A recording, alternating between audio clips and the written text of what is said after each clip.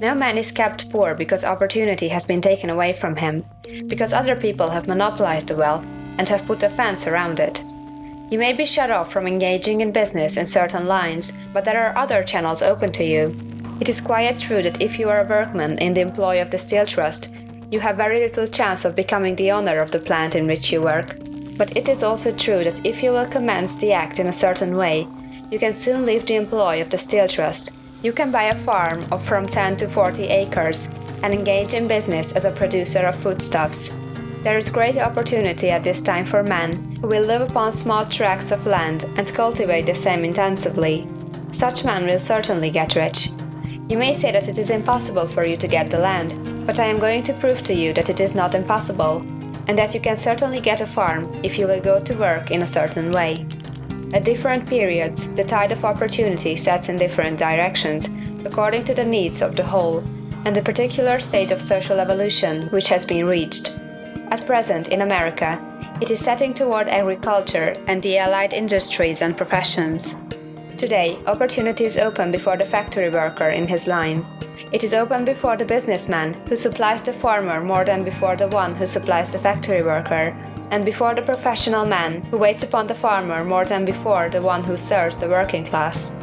There is abundance of opportunity for the man who will go with the tide, instead of trying to swim against it.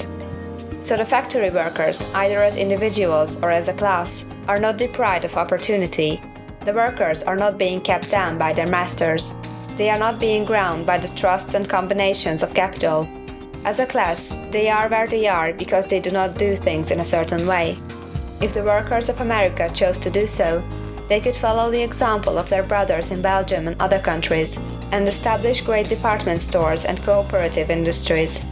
They could elect men of their own class to office and pass laws favoring the development of such cooperative industries, and in a few years they could take peaceable possession of the industrial field.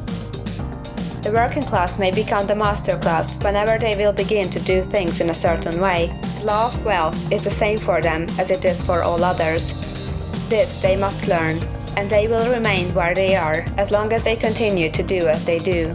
The individual worker, however, is not held down by the ignorance or the mental slothfulness of his class. He can follow the tide of opportunity to riches, and this book will tell them how. No one is kept in poverty by a shortness in the supply of riches. There is more than enough for all. A palace as large as the Capitol at Washington might be built for every family on earth from the building material in the United States alone, and under intensive cultivation, this country would produce wool, cotton, linen, and silk enough to clothe each person in the world finer than Solomon was arrayed in all his glory, together with food enough to feed them all luxuriously. The visible supply is practically inexhaustible, and the invisible supply really is inexhaustible. Everything you see on earth is made from one original substance, out of which all things proceed. New forms are constantly being made, and older ones are dissolving, but all are shapes assumed by one thing. There is no limit to the supply of formless stuff, or original substance. The universe is made out of it, but it was not all used in making the universe. The spaces in, through, and between the forms of the visible universe are permeated and filled with the original substance, with the formless stuff, with the raw material of all things. 10,000 times as much as has been made might still be made, and even then we should not have exhausted the supply of universal raw material. No man, therefore, is poor because nature is poor, or because there is not enough to go around. Nature is an inexhaustible storehouse of riches. The supply will never run short. Original substance is alive with creative energy and is constantly producing more forms. When the supply of building material is exhausted, more will be produced.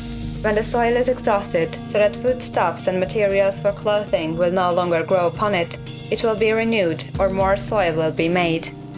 When all the gold and silver has been dug from the earth, if man is still in such a state of social development that he needs gold and silver, more will be produced from the formless. The formless stuff responds to the needs of man. It will not let him be without any good thing. This is true of man collectively. The race as a whole is always abundantly rich, and if individuals are poor, It is because they do not follow the certain way of doing things which makes the individual man rich. The formless stuff is intelligent.